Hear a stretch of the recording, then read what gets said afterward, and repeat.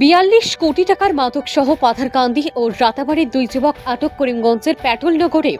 আগাম খবরের ভিত্তিতে নেশাবিরোধী অভিযানে নেমে ফের বড়সড় সাফল্য পেল করিমগঞ্জ পুলিশ।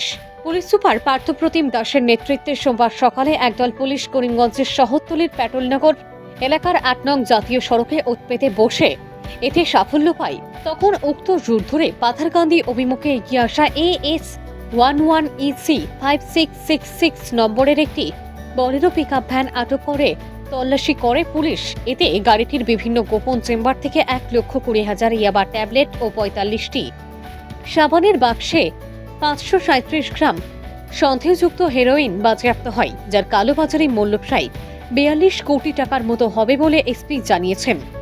এ কাণ্ডে জড়িত সন্দেহে আটক করা হয়েছে দুজনকে। তাদের মধ্যে রয়েছে পাথারকান্দির জবরুল হোসেন ও রাতাবাড়ির হানিফউদ্দিন।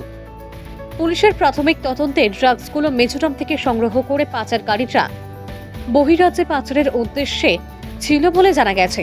ধৃতদের বিরুদ্ধে NDPS ধারায় মামলা হাতে নিয়ে করিমগঞ্জ সদর পুলিশ টানা জিজ্ঞাসাবাদ চালিয়ে যাচ্ছে।